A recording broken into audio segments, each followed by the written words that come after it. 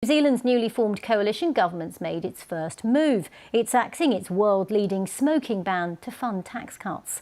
The country's new Prime Minister, Christopher Luxon, the leader of the centre-right National Party, agreed a three-way coalition agreement with the leaders of the New Zealand First Party, Winston Peters, and the ACT Party, David Seymour, on Thursday.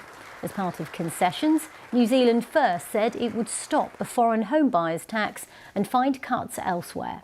The legislation, introduced under the previous Jacinda Ardern-led government, would have banned cigarette sales next year to anyone born after 2008. Smoking's the leading cause of preventable deaths in New Zealand, and the policy had aimed to stop young generations from picking up the habit.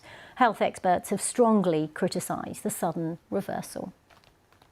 Well, to go through all of that, we can join our correspondent Phil Mercer, who's watching events from Sydney for us. First of all, let's talk about this huge policy reversal. It was only a few weeks ago here in the UK. People were looking at New Zealand as an example of a successful smoking ban working, and now we're hearing this.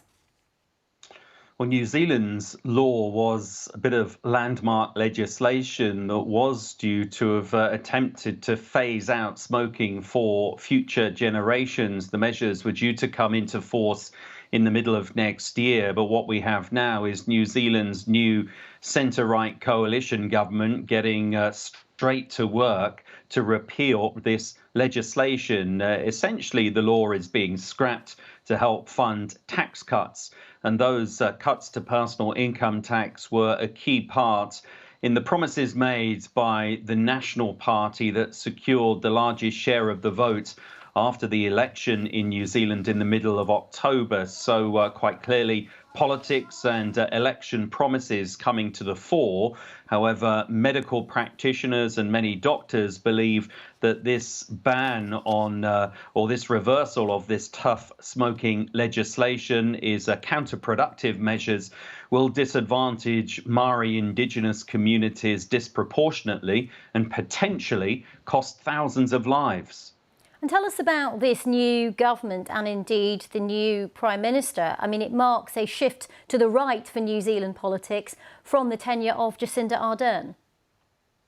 Jacinda Ardern came to power in 2017 and her Labour Party governed for 6 years. Earlier this year, Jacinda Ardern stepped down. She was replaced by a man called Chris Hipkins. He led the Labour Party into that October election, and things went pretty badly for Labour at the polls. And what we've had is 45 days since that election, and the National Party has been in negotiation with two minor parties to form a coalition government. So what we have now is the Nationals under Chris Luxon, he's the new Prime Minister, have gone into partnership with the Libertarian ACT New Zealand Party and the populist New Zealand First Party. So I think what we're seeing now with the repeal of those tough anti-smoking measures is an indication as to how this government or what direction this government will now go. It was making the cost of living a key part of its election promises, and it's scrapping the tobacco laws in order to pay for tax cuts. So this could well be the start of the new government dismantling many, if not quite a few, of the former policies of the outgoing Labour government. Fascinating stuff. Phil Mercer, watching events in New Zealand from Sydney. Thank you very much for the moment.